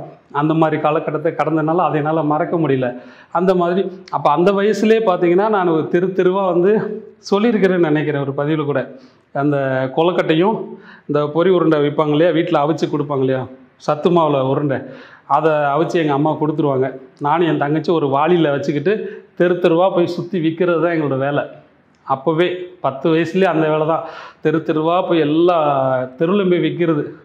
நான் கூட கொஞ்சம் குறையாக தான் சுற்றுவேன். தங்கச்சி ஃபுல் ரவுண்ட் அடித்து எல்லாம் விற்றுட்டு வந்துடுவா. நான் வந்து அப்போவே ஆள் இப்படித்தானே, என்னால் முடிஞ்ச வரைக்கும் சுற்றிட்டு ஏதாவது ஒரு தெருவில் போய் உட்காந்துருவேன். உட்காந்து எங்கே பிள்ளைங்க விளாட்றாங்களோ அங்கே உட்காந்துட்டு விற்றுட்டு வர அளவுக்கு விற்றுட்டு வருவேன். அப்போவே நாங்கள் அந்த மாதிரி நிறையா உழைக்க வேண்டிய சூழ்நிலை. எங்கள் அம்மா அப்போதுலேருந்தே இந்த டெய்லரிங் வேலை தான். இந்த சொல்கிறாங்க இந்த ஜோசியக்காரங்க, ஐயோ அவங்க தொல்லை தாங்க முடியல. ஒருத்தன் சொல்கிறான் ஜோசியக்காரன், அதாவது இந்த டெய்லரிங் மிஷினை யூஸ் பண்ணோம்னா வீட்டில் பிரச்சனை வரும், புருஷன் முன்னாடி சேர மாட்டாங்க, அவங்களோட அந்தப்புற வாழ்க்கை டேமேஜ் ஆயிருன்றான். என்னடா பேசுகிறீங்க, ஏன்டாடி பேசுகிறீங்க, எனக்கு புரிய மாட்டேங்குது, என்ன லாஜிக் இருக்குதுன்னு தெரியல. அதாவது அந்த ஜாதகம் ஜோசியம் பார்க்குறவங்களுக்குள்ளே பல பிரச்சனைகள் இருக்குது. ஒருத்தவங்க சொல்கிறாங்க அதை வச்சுருந்தா அது மகாலட்சுமி அது சம்பளத்தை கொடுக்குதுன்றாங்க, ஒருத்தவங்க அதை வச்சுருந்தா கர்ப்பமே கலைஞ்சிருன்றாங்க. இந்த மாதிரி நிறைய பிரச்சனைகள் சொல்ல மக்களுக்கு சகோதரிகள் நிறைய பேர் பயம் வந்துடுது. ஒரு மிஷின் வாங்கணும்னு நினச்சா பயப்படுறாங்க, ஒரு தையல் கற்றுக்கணும்னு நினச்சி போனால் ஐயோ பயப்படுறாங்க, நம்மளுக்கு பிரச்சனை வந்துடுமோன்ட்டு. நல்லா அந்த அறிவுகட்ட முண்டங்களுக்கு தெரிய மாட்டேங்குது. அதாவது அந்த மிஷின் இருக்கிற நிறைய பேர் வீட்டில் கணவன் மனைவிக்குள்ள பிரச்சனை வரும், கணவன் இருக்க மாட்டார், அவங்க சேர்ந்து வாழ மாட்டாங்க, இந்த மாதிரி பிரச்சனை சொல்கிறாங்களே தவிர கணவன் இல்லாத வீட்டில் தான் மிஷின் இருக்குது, அதுக்கப்புறம் தான் வாங்குறாங்க. அதுமாதிரி கணவன் விட்டுட்டு போனதுக்கப்புறம் வேறு வழி இல்லைன்னு சொல்லிட்டு என்ன தொழில் பார்க்கலாம்னு சொல்லுவோம், அந்த மிஷின் கை கொடுக்குது. இந்த மாதிரி ஆதரவற்றவர்களுக்கெல்லாம் அந்த மிஷின் அதுக்கப்புறம் தான் வந்து கை கொடுக்குதே தவிர அந்த மிஷின் வந்ததுக்கப்புறம் யார் வீட்லேயும் எந்த ஒரு பிரச்சனையும் வர்றது கிடையாது. இது என் நேரில் வந்து பேசினாங்கன்னா அதுக்கு விளக்கம் சொல்லிடுவேன். இந்த மாதிரி ஆட்கள் வந்து சோசியல் மீடியா கிடச்சிருச்சுங்கிறதுக்காக தேவையில்லாமல் பேசி மக்களோட மனசில் குழப்பத்தை உண்டு பண்ணி அவங்களுக்கு ஒரு வருமானத்தை இவங்க சம்பாதிக்கிறதுக்காக மற்றவங்கள தேவையில்லாமல் குழப்பிட்டு இருக்காங்க. ஆனால் அவங்களோட வீட்டில் மிஷின் இருக்கிறது உண்மை. அந்த தையல் மிஷினில் உட்காந்து சம்பாரித்து தான் அவனே படிக்க வச்சுருப்பாங்க. இதுதான் உண்மை. நேராக கூப்பிட்டு கூட பேசணும்னா தெரிஞ்சு போயிடும் உண்மை. அதாவது இந்த பிரச்சனைகளை இதை விட்டுருங்க, இந்த மாதிரி ஆளுங்களாம் குழப்பிக்கிட்டு தான் இருப்பாங்க. இதை நான் நிறைய பேருக்கு சொல்லிட்டேன். உங்கள் மைண்டில் ஒரு தையல் சம்மந்தப்பட்ட விஷயம் வீட்டில் இருந்து நீங்கள் தச்சு சம்பாதிக்கும் போது அதை கை கொடுக்குற மாதிரி வேறு எதுலேயுமே உங்களுக்கு ஆதாயம் கிடைக்க போகிறதில்ல. அதனால் இந்த மாதிரி முட்டாள்கள் சொல்கிற விஷயத்த காதலை வாங்காதீங்க. அவங்களாம் முட்டாள்னு தான் நான் சொல்லுவேன். ஒரு நல்ல விஷயத்த சொல்கிறத விட்டுட்டு ஒரு டெய்லரிங் மிஷின் வீட்டில் இருந்தால் குடும்பம் பிரிஞ்சிடும், அவங்களுக்குள்ள சந்தோஷங்கள் இருக்காது, பிரிஞ்சு போயிடுவாங்க, டைவர்ஸ் ஆகிடும். என்னடா முட்டாள்தனமான வேலை பண்ணுறீங்க, லாஜிக் கொஞ்சமாவது இருக்கணும். கொஞ்சமாக அதாவது அவன் என்ன பண்ணுறான், யாருக்கும் எதுவும் தெரியாத விஷயத்தை அப்படியே சுற்றி அப்படி வேலை கொண்டுட்டு போகிறான். ஏன்னா யாருக்கும் தெரியாத விஷயங்களை கொண்டு போய் அங்கே போய் சேர்க்கும்போது எல்லாருக்கும் பயம் வந்துடுது. அந்த ஒரு நல்ல சம்பாதிக்கிறவங்கள பார்த்துட்டு நம்மளும் சம்பாதிப்போம், நம்மளுக்கு இது வருமானம் கிடைக்குமா நினைக்கக்கூடியவங்களுக்கு பெரிய இடியாக இருக்குது. ஐயோ இது செய்யலாமா வேணாம்னு பயம் வந்துடுது. கரண்ட்டை தொட்டால் சாக்கடிக்கும், அது மாதிரி நினச்சி விலகி ஓடுறாங்க. இந்த மாதிரி முட்டாள்கள் சொல்கிறது முதல்ல கேட்குறது நிப்பாட்டுங்க. அது மாதிரி நான் சொல்ல வந்த விஷயத்தை விட்டுட்டு ஜோசிக்காரங்க பின்னாடி போயிட்டு அதான் அவங்களுக்கு முக்கியத்துவம் கொடுக்கவே கூடாது. நான் சொல்லன்னு கேட்டேன்னா அவங்களுக்கு முக்கியத்துவம் கொடுக்கவே கூடாது. நம்ம வழியை பார்த்து போயிட்டே இருந்திருக்கணும். இப்போ பார்த்திங்கன்னா இப்போ நானே இவ்வளோ கஷ்டத்தில் வந்திருக்கேன். இந்த சின்ன பிள்ளையிலேருந்தே வந்து இந்த கொலக்கட்டை விற்கிறது, பொறிமா உருண்டை விற்கிறது, அது மாதிரி பூ கட்டுறது. அந்த வயசுலேயே 12-13 வயசுல நான் பூ கட்டிட்டு கொடுத்துட்டு இருந்தேன். அது மாதிரி நான் பார்க்காத வேலைகளே கிடையாது. நிறையா பதிவில் சொல்லியிருக்கேன். சாக்கடை கூட அள்ளியிருக்கேன், கல் உடைச்சிருக்கேன், வாட்ச்மேன் வேலை பார்த்துருக்கேன், அப்புறம் சமையல் வேலை பார்த்துருக்கேன், செக்யூரிட்டி வேலை பார்த்துருக்கேன். அப்போ நிறைய நான் பார்க்காத வேலைகள் எதுவுமே இல்லை, எல்லா வேலைகளும் பார்த்துருக்கேன். ஆனால் எல்லா வேலையும் நல்ல பேர் எடுத்திருக்கேன். எந்த வேலைக்கு போனாலும் அந்த இடத்துல நல்லா செஞ்சுருக்கேன், நல்லா பண்ணுவான், நல்ல பையன் அப்படின்ற மாதிரி தான் பேர் எடுத்திருக்கேன். ஏன்னா அந்த தொழில் மேலே அதிக கவனம் வைக்கிறது. ஆனால் அப்பத்துலேருந்தே இந்த தையல் வேலை எனக்கு கை கொடுத்தது தான். அதில் வந்து பார்த்திங்கன்னா சென்னையில் இருக்கும்போது எனக்கு வயசு 14-15 இருக்கும், 15 கூட இருக்காது, கம்மி தான் இருக்கும். அந்த வயசில் ஆமாம் கம்மி தான் இருக்குது, 13-14 தான் இருக்கும். அந்த வயசில் ஒரு ஜவுளி கடையில் நான் வேலை பார்த்தேன். அந்த ஜவுளி கடையில் எனக்கு என்ன வேலை இருக்கும், அதாவது அந்த ஓனர் வந்து ஒரு ஐஜி ஆஃபீஸில் ஒரு போஸ்டிங், பெரிய போஸ்டிங்கில் இருக்கக்கூடிய ஒரு ஜவுளி கடை வச்சுருந்தாரு. அவங்க வந்து அவங்க ஒய்ஃபு தான் மெயின்டைன் பண்ணுவாங்க, நாங்கள்லாம் வேலை பார்ப்போம். நான் வந்து என்ன பண்ணுவேன்னா அவங்களுக்கு டீ வாங்கி கொடுக்குறது என்னோடய வேலை. வர்றவங்களெல்லாம் வாங்க உள்ளே கூப்பிடுவோம் இல்லையா, வாங்கக்கா வாங்கன்னு கூப்பிடுவோம் இல்லையா. அது மாதிரி இப்போயும் எங்கன்னா யாராவது கடையில் பஜார்லாம் போகும்போது மற்றவங்களாம் கூப்பிடுவாங்கள்ல, எனக்கு அப்படியே மைண்ட் அங்கே போய் நிற்கும். எல்லோரும் வாங்கன்னு கூப்பிட்டுட்டு அந்த மாதிரி வேலை தான் நான் பார்ப்பேன். அதுவும் கொஞ்சம் நேரம் கூட சும்மா இருக்க விட மாட்டாங்க. யாருன்னா ரோட்டில் சும்மா போகிறவங்க கூட வாங்கன்னு கூப்பிட்டுட்டே இருக்கணும். அதுக்கு தான் சம்பளம் வாங்குறேன் அடிச்சிடுவாங்க. அப்போ எனக்கு சம்பளம் எல்லாம் பார்த்திங்கன்னா 210 நினைக்கிறேன். 210 வாங்கினேன். ஆமாம், 210. அப்புறம் அவங்களுக்கு டீ வாங்கி கொடுக்கணும். யாராவது கெஸ்ட் வந்துட்டாங்கன்னா அப்பப்போ டீ வாங்குறதுக்கு ஓடி போயிடுவேன். அந்த மாதிரி வேலைகள் பார்த்துருக்கேன். அதை வேலைகள் பார்க்குறது தப்பு கிடையாது. என்னோடய படிப்புகள்லாம் தொலைச்சிட்டேன். படிப்பு விட்டுட்டு ஃபுல்லாக அந்த டெய்லரிங் வேலையை இறங்கியாச்சு. ஏன்னா அதுதான் கை கொடுத்தது. அந்த டெய்லரிங் வேலை இருந்ததுனால தான் எங்கள் குடும்பம் நாசமாக போச்சுன்னு சொல்ல முடியுமா? அந்த மாதிரி முட்டாள்கள் சொல்ல முடியாது. அந்த டெய்லரிங் தொழில் இருந்ததுனால தான் எங்கள் அம்மா எங்களை காப்பாற்ற முடிஞ்சுது. எங்கள் அம்மா மாதிரி நிறைய பேரோட வாழ்க்கையில் வந்து ஒரு வருமானத்தை கொடுத்து அவங்களோட உயிரை மாற்றிக்காமல் ஒரு தைரியத்தை கொடுத்ததே அந்த தையல் மிஷின் தான். அது அந்த மாதிரி ஆட்களுக்கு புரிய வைக்கிறதுக்கு கொஞ்சம் காலதாமதமாகும். ஏன்னா அவங்கெல்லாம் வந்து சம்பாதிக்கிறதுக்குண்டான வழிகளில் வந்து ஒரு கண்டென்ட்டை தேடி போயிட்டு இருக்கிற நேரத்தில் இந்த விஷயங்கள் அவங்களுக்கு ரொம்ப யூஸ்ஃபுல்லாக போயிடுச்சு. ஏன்னா எவன் பார்த்தாலும் வீட்டில் தையல் மிஷினை போட்டு தச்சுட்டு இருக்கிறாங்க. அதில் ஒரு குட்டையை குழப்பி பார்ப்போன்ட்டு குழப்பி விட்டுட்டு வேடிக்கை பார்க்குறாங்க. இதுதான் அவங்களோட சீக்ரெட், வேறு ஒன்றும் கிடையாது. அது மாதிரி இந்த சகோதரிகளுக்கு திரும்ப நான் சொல்கிற விஷயம், நான் எங்கேயோ டாபிக் போட்டு எங்கேயோ வந்துட்டேன். அதாவது பிரச்சனை எவ்வளோ வந்தாலும் சரி அதை ஃபேஸ் பண்ணுறதுக்கு தைரியத்தை வச்சுக்கோங்க. குறிப்பாக அந்த தையல் தொழிலை கற்றுக்கோங்க. சரியா? இதை நான் திரும்ப திரும்ப சொல்லும்போது உங்களுக்கு ஒரு அறிவியாக கூட இருக்கலாம். அது மாதிரி நினைக்காதீங்க. தையல் தொழிலை கற்றுக்கிட்டிங்கன்னா எந்த ஒரு காலகட்டத்திலையும் யாரையும் நம்பாமல் தைரியமாக உங்களோட சொந்த காலில் நிற்க முடியும். அதே மாதிரி பிரச்சனைகள் வரும்போது ஃபேஸ் பண்ணுறதுக்கு பயப்படாதீங்க. ஏன்னா பிரச்சனைகளை ஃபேஸ் பண்ணுறதுக்கு பயந்தோம்னா அடுத்த கட்டம் முன்னேறி போக முடியாது. நீங்கள் அங்கேயே நின்றுக்கிட்டே இருக்க வேண்டியது தான். இதை நான் பல டைம் சொல்லியிருக்கிறேன். திரும்ப திரும்ப சொல்கிறதுக்குறான காரணங்கள், நிறைய பேர் அந்த பிரச்சனையை ஃபேஸ் பண்ண தெரியாமல் தவறான முடிவுகள் எடுக்கிறாங்க. அதை நான் அப்பப்போ ஏதாவது ஒரு இடத்துல கேள்விப்பட்டுக்கிட்டே இருக்கிறேன். அதனால் தன் வீட்டில் ஒரு பிள்ளைகள் வளர்த்தா கூட நல்ல தைரியத்தை, ஆள் மனசில் தைரியத்தை விதைச்சி விடுங்க. கட்டி கொடுக்கறதுக்கு முன்னாடியே மனசில் ஒரு தைரியத்தை விதைச்சி விடுங்க. எந்த ஒரு சூழ்நிலையோ எந்த ஒரு பிரச்சனைகள் வந்தாலும் அதை ஃபேஸ் பண்ணணுமா அப்படின்ற மாதிரி ஒரு தைரியத்தை அவங்களுக்குள்ளே கொடுங்க. அந்த தைரியத்தை அவங்களே வெளியில் எடுத்து ஃபேஸ் பண்ணணும். கூட போய் 4 பேர் நின்றுட்டு கச்சன்னு சொல்லிட்டு அந்த மாதிரி கிடையாது. அவங்க மனசில் ஒரு தைரியம் இருக்கணும். வெளிப்படையில் அது தெரியலனா கூட ஒரு தைரியத்தை உள்ளே இருக்கிற மாதிரி வளர்த்து விட்டிங்கன்னா, வீட்டில் ஒரு கட்டி கொடுக்குற இடத்துலையோ இல்லை வாழ போகிற இடத்துல வேறு ஏதோ ஒரு இடத்துல ஆஃபீஸ்லேயோ வெளியில் எங்கேயோ ஒரு பொது இடத்துலையோ ஏதோ ஒரு பிரச்சனையை ஃபேஸ் பண்ணும்போது அவங்க மனசுலேருந்து ஒரு தைரியம் வரணும். அந்த தைரியத்தை நம்ம கொடுத்து வளர்க்கணும். பெண் பிள்ளைகளுக்கு, ஆண் பிள்ளைகளை வளர்க்குறவங்களாம் கண்டித்து வளர்க்குறது தான் உங்களுக்கு வந்து ஒரு முக்கியமான வேலையே. ஆண் பிள்ளைகளை சரியாக கண்டிக்காதனால உங்களுக்கும் பிரச்சனை, மற்றவங்களுக்கும் பிரச்சனையை கொடுத்துட்றாங்க.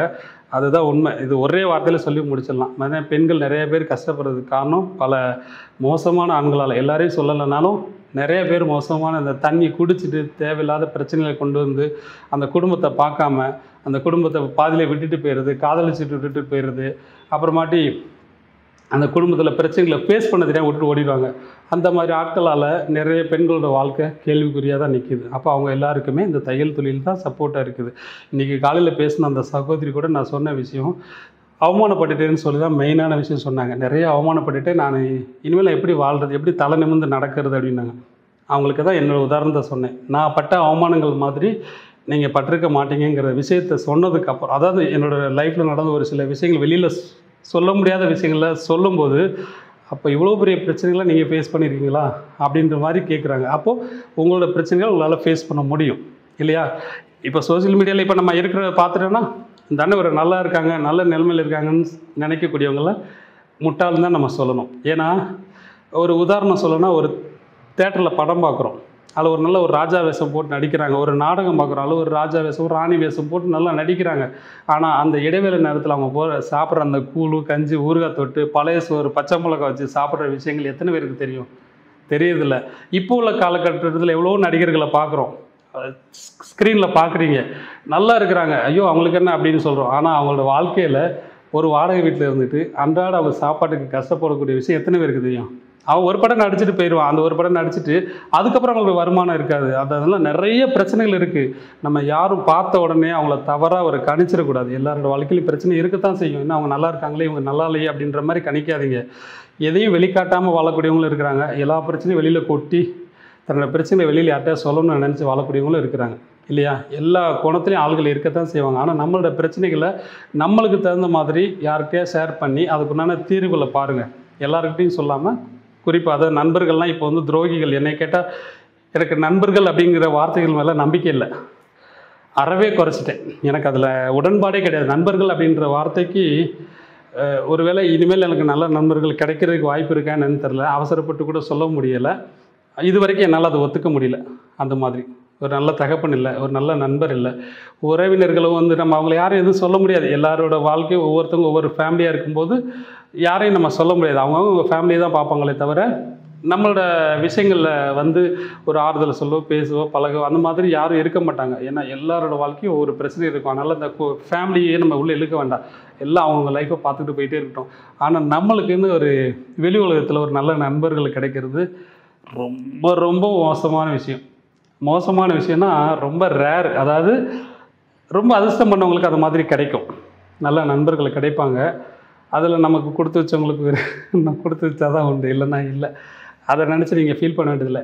ஏன்னா எனக்கு இப்போயும் பார்த்தீங்கன்னா யாரோ நண்பர்களோட ஷேர் பண்ணுறது கிடையாது. ஏதோ மனசு உடஞ்சிட்டேன், ஏதோ ஒரு பிரச்சனைகளை ஃபேஸ் பண்ண முடியல, ஒரு இறுக்கமாயிருச்சு, மைண்டு அப்செட் ஆயிடுச்சு அப்படின்னா நான் வண்டி எடுத்துகிட்டு வெளியில் கிளம்பிடுவேன். எங்கேயாவது தூரத்தில் போயிடுவேன். தூரத்தில் போய் ஏதோ ஒரு இடத்துல அமைதியாக உட்காந்துருவேன். அமைதியாக உட்காந்துட்டு ஏதோ ஒரு சிந்தனை, அதாவது இந்த பிரச்சனைகளை பூரா மறந்துட்டு ஒரு 10 நிமிஷமோ 1/4 மணி நேரமோ இல்லை 1/2 மணி நேரமோ அந்த இடத்துல அமைதியாக உட்காந்தோன்னா அந்த பிரச்சனையிலேருந்து வெளியில் வந்துடும். இதோட பழக்கமாக போயிடுச்சு. இப்போ இல்லை, சின்ன வயசுலேருந்தே எனக்கு பழக்கமாகிடுச்சு. சில பேர் கூட எங்கள் வீட்டில் திடீர் எங்கே போனீங்க ஆளுக்கானப்பில் இப்போ கூட கேட்பாங்க. ஆனால் இப்போ உங்களுக்கு விட தெரிஞ்சிருக்கு. ஏன்னா யார்ட்டையும் சொன்னதில்லை. முதல் முறையாக அந்த சோசியல் மீடியாவில் சொல்கிறேன். இது எல்லாருக்கும் இப்போ எங்கள் வீட்லேயும் கூட பார்த்தாங்கன்னா தெரிஞ்சு போயிடும். எங்கே போகிறாங்கிட்ட தனியாக இப்போ போகக்கூடாதுன்னு சொல்லி சத்தம் போடுவாங்க இனிமேல். ஏன்னா எனக்கு அந்த மன ஆறுதல் அதில் தான் கிடைக்குது. என்னோடய ப்ரெஷர் அதில் தான் குறைக்க முடியுது. டாக்டர் ஹெவி ப்ரெஷராக இருக்குது, அதை மாத்திரை சாப்பிடணும். ஒரு லைஃப் லாங் மாத்திரையே நான் சாப்பிடணும் அவசியம் கிடையாது. மாத்திரை ஓரளவுக்கு சப்போர்ட் பண்ணும்போது நம்ம உடல் ஒத்துழைப்பும் கண்டிப்பான முறையில் தேவை. அப்போது நம்ம மனசை நம்ம தான் மாற்றி சந்தோஷமாக மாற்றிக்கணும். மாத்திரை பட்சத்துக்கு தான் நம்ம இந்த உடல் ரீதியாக வர பிரச்சனைகளை வராத அளவுக்கு நம்மளால் தடுக்க முடியும் இல்லையா? இப்போ நமக்கு ஒரு உடம்பு சாப்பிடும்போது ஏதோ சேராத விஷயங்கள் சாப்பிட்றோன்னா அதை சாப்பிடாமல் இருந்தால் நமக்கு அந்த செரிமானம் கரெக்டாக இருக்கும் இல்லையா? அது மாதிரி ஒரு சில பிரச்சனைகளை மைண்டில் போட்டு குழப்பிக்கிறத விட அந்த இடத்துல வேறு ஒரு நல்ல விஷயத்தை கொண்டு வந்து புழங்கினோம்னா அப்போது அந்த இதுலேருந்து ரிலீஃப் ஆயிரும் இல்லையா? அந்த மாதிரி தான் நான் என்னோடய கேரக்டர் அதுதான். எனக்கு யாருன்னா ஏதோ அட்வைஸ் பண்ணணும், இல்லை அந்த மாதிரி ஒரு கவுன்சிலிங் எடுக்கணும் அப்படின்ற மாதிரி தேவைகளே எனக்கு இருக்காது. எங்கேயோ ஒரு இடத்துல போய் உட்காந்து மனசை நானே ஆறுதல் படுத்திட்டு அப்புறம் இந்த சோசியல் மீடியாவில் ஒரு பாட்டு டான்ஸ்லாம் போடுறோம் இல்லையா? நிறைய பேருக்கு உண்டான அதோட இது தெரியாது, ஏன்னா தேவையில்லாம் இப்படி பண்ணுறானேன்ட்டு. ஆனால் அதெல்லாம் ஒரு ட்ரீட்மெண்ட் தான். அதை நம்மளுக்குள்ளே இருக்கிற ப்ரெஷரை வெளியேற்றிட்டு ஒரு சின்ன ஒரு சந்தோஷத்தை ஒரு 3 நிமிஷம் 2 நிமிஷம் 30 செகண்டில் ஏதோ ஒரு ப்ரோக்ராம் பண்ணுறோம். அது நம்மளுக்கு ஒரு ரொம்ப சந்தோஷமாக இருக்குது. அதில் நான் மாற்றம் செய்யவே மாட்டேன். ஏன்னா அதுக்கு எனக்கு அதில் எந்த அளவுக்கு ஆறுதல் இருக்குங்கிறது எனக்கு தான் தெரியும்.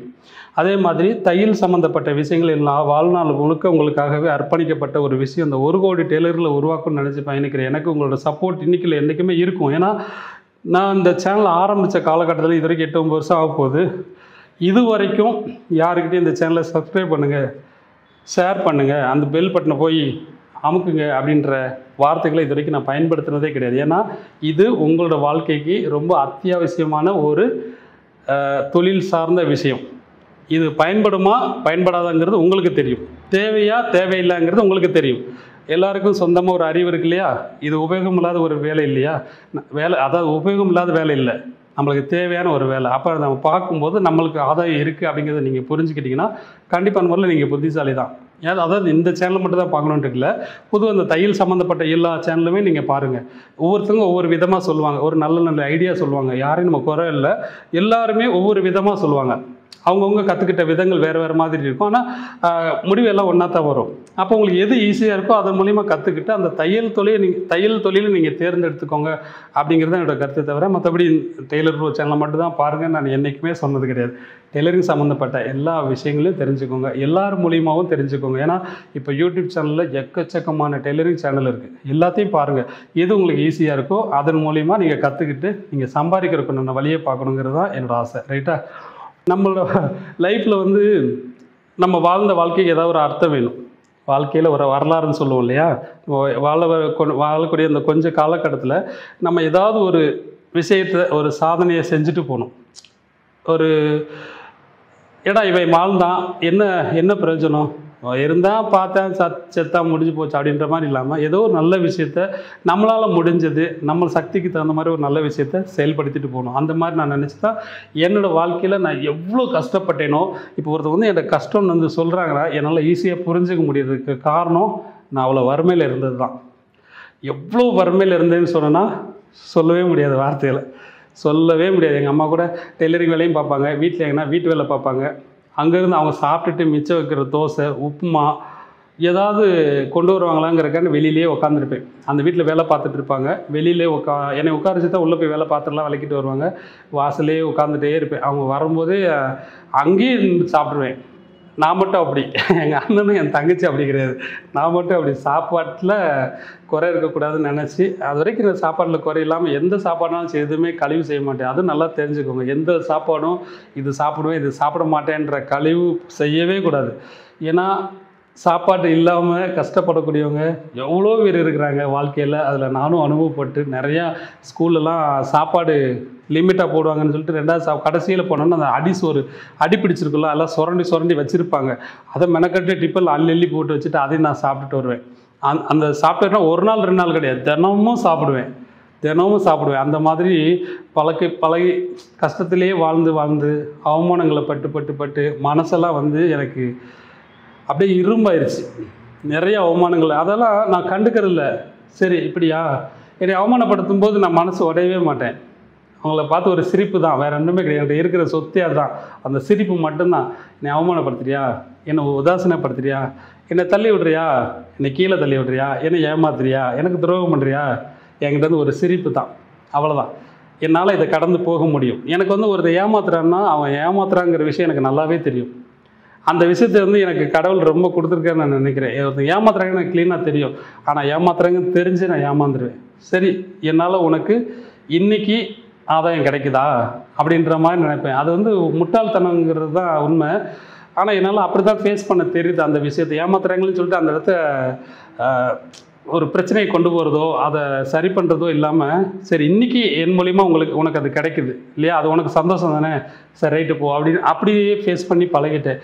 இவ்வளோ ஏமாற்றங்களும் நம்பிக்கை துரோகங்கிறது ரொம்ப நடந்திருக்கு என்னோட வாழ்க்கையில். எல்லோரும் யாரெல்லாம்னாலும் நம்பிக்கை துரோகிகளாக தான் ஆகிடுறாங்க.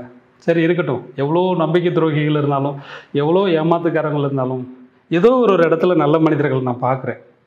கண்டிப்பான முறையில் பார்க்கத்தான் செய்கிறேன். நல்ல சகோதரிகளை பார்க்குறேன், நல்ல நண்பர்களை பார்க்கத்தான் தவறிட்ட கிடைக்கல. ஏதோ ஒரு இடத்துல நான் பார்க்குறேன். அவங்கள பார்க்கும்போது இந்த மற்றவங்களும் என் கண்ணுக்கே தெரியறதில்ல, அவங்களோட பிரச்சனைகளும் எனக்கு தெரியுதில்லை. அவங்க என்னை ஏமாத்தின விதம், என்னை நம்பிக்கை துரோகம் செஞ்ச விதங்கள் எல்லாத்தையுமே ஒரு செகண்ட் அப்படியே பொதுன்னு உதிர்ந்துருது. அந்நேரம் அவங்க தான் அப்படியே மலை போல தெரியுறாங்க. பெரிய ஒன்றும் இல்லை. நான் பல நேரம் வந்து கடவுள் இல்லாத மாதிரியே கூட நான் பேசுவேன். ஏன்னா அவ்வளோ வலிகள், அவ்வளோ ஏமாற்றங்கள், அவ்வளோ பிரச்சனைகள், எல்லா கஷ்டத்தை நம்ம போட்டு தாங்கி மனசு இறுகி அப்படியே இரும்பானதுக்கப்புறம் நம்ம வெறுத்து சொல்லுவோம் இல்லையா, கடவுளே இல்லைன்ற மாதிரி. அந்த மாதிரி நேரத்தில் நான் பேசுகிற வந்து, ஆனால் அந்த கடவுள்ன்றதுக்கு பொருள் நான் கண்டுபிடிச்சிட்டேன். அதாவது நம்ம ஏதோ ஒரு வீழ்ச்சியில் போய் விழுந்துட்டோம், தலைகீழ போய் நின்றுட்டோம். நூல் இலையில் நம்மளோட உயிர் இருக்குது.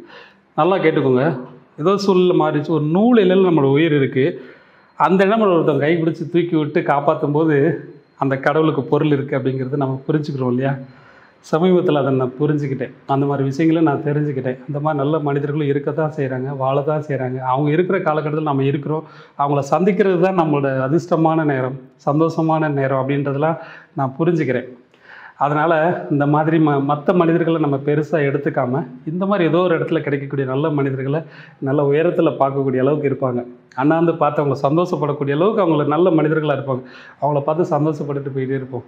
இதை மற்றவங்க பேசுகிறத நினச்சி மனசை போட்டு கல்லாக்கி இரும்பாக்கி எனக்குலாம் ரொம்ப மனசு ரொம்ப இறுகிருச்சு. ஆனால் கல்லும் கரைன்ற மாதிரி எனக்குள்ள ஈரம் நிறையா இருக்குது. எவ்வளோ மனசு கல்லாக்குகிறது வந்து இந்த மாதிரி மனிதர்களால் தான். ஆனால் கஷ்டம் அப்படி சொல்லி பிரச்சனைகள் வர்ற மனிதர்கள் மத்தியில் அப்படியே மெழுகு மாதிரி கரைஞ்சிருவேன். அது என்னோடய வீக்னஸ் கிடையாது, என்னோடய ரத்தத்திலே ஊறின விஷயம். ஏன்னா அவ்வளோ கஷ்டத்தை சந்தித்து பிரச்சனைகளை ஃபேஸ் பண்ணி பழகுனதுனால யாரோட கஷ்டம்னு சொல்லி வந்தாலும் ஒன்றும் ஒரு உதாரணம் சொல்லணும்னா, ஒருத்தவங்க பசின்னு வந்து நின்றுட்டாங்கன்னா, இப்போ இல்லை ஆரம்ப காலகட்டத்துலேருந்து சொல்கிறேன், பசின்னு வந்து நின்றுட்டாங்கன்னா நம்ம இருக்கிற ஒரு வாய் எடுத்து வாயில் தின்னுட்டு இருக்கோம், அவங்க பசின்னு வந்து கேட்குறாங்களேன்னு சொல்லுவோம், இங்கிட்ட திரும்பி வாயிலேருந்து எடுத்து அவங்களுக்கு தெரியாமல் ஒரு தட்டில் வச்சு கொடுக்கக்கூடிய அளவுக்கு என்னோடய மனப்பக்குவம். இவ்வளோ தான் என்னோடய குணம். இதுக்கு உதாரணம் நல்லா சொல்லணும்னா எப்படின்னா, ஒருத்தர் கஷ்டம் வந்து பிரச்சனை தலையில் வச்சு என்னோட என்ன செய்ய தெரியலன்னு தள்ளாடுற சமயத்தில் என்கிட்ட இல்லைனாலும் எங்கேயாவது கடனை வாங்கியாவது அவங்களுக்கு கொடுத்து அவங்களை காப்பாற்றணும்னு நினைக்கக்கூடியது என்னோடய குணம். அதனால் நிறைய நான் கஷ்டங்களையும் சந்திச்சிருக்கேன். ஆனால் அந்த கஷ்டங்களை சந்திக்கிறத விட அவங்களோட பிரச்சனைகளை ஃபேஸ் முடியுதுன்னு நினைக்கும்போது அந்த இடத்துல ஒரு சந்தோஷம் இருக்குது. அந்த சந்தோஷத்தை மட்டும் நினைப்பேன். ஆனால் அந்த சந்தோஷம் மூலிமா எனக்கு பெரிய பிரச்சனைகளை நான் தலையில் சுமக்கிற மாதிரி இருக்கும். அது ஒரு சுகமான சுமையாக நான் எடுத்துக்கிறேன். அது எனக்கு பழகி போச்சு, ரத்தத்திலே ஊறி போச்சு. அதை என்னால் மாற்றவே முடியாது. சொல்லுவாங்க நிறைய என்னோட சகோதரிகள் நிறைய பேர் சொல்லியிருக்காங்க, தனக்கு மிஞ்சி தான் தானம் பண்ணணும், உனக்கு பொண்டாட்டி பிள்ளைகளாக இருக்கிறாங்க, அவங்களுக்கு போக தான் நீ எதுவும் செய்யணும் அப்படிலாம் சொல்லியிருக்கிறாங்க. அது உண்மை தான். ஏன்னா அவங்கள கஷ்டப்படுத்தி மற்றவங்களுக்கு செய்யக்கூடிய விஷயம் அவங்களுக்கு பெரிய பாதிப்பு கொடுக்குது. அது நம்மளால் அப்போ அதில் என்ன பிரயோஜனம் இருக்குது அப்படின்ற மாதிரிலாம் சொல்லியிருக்காங்க. அதில் நல்ல விஷயங்கள் தான், அதையும் நான் ஃபாலோ பண்ணணும். அது மாதிரி நானும் உங்களுக்கு சொல்கிற ஒவ்வொரு விஷயங்களும் என்னோடய வாழ்க்கையில் கஷ்டப்பட்ட விஷயங்கள் தான். மோசமானவங்க இருக்கத்தான் செய்கிறாங்க, அதை நம்ம எப்படி ஃபேஸ் பண்ண முடியும்? இப்போ நானே நினைக்கிறது உண்டு, இந்த மாதிரி மனிதர்களுக்கு முன்னாடி போலியாக இப்போ நம்மளுக்கு ஏதோ எனக்கு நாளைக்கு ஒரு நம்ம இறந்துட்டால் கூட நம்ம உடல் தகனம் செய்யும் போது எரிச்சாலும் என்னோடய உடம்பு வேகவே வேகாது. இதுதான் உண்மை. இது வந்து சும்மா ஒரு ஃபார்மாலிட்டிக்கு சொல்கிற விஷயம் இல்லை.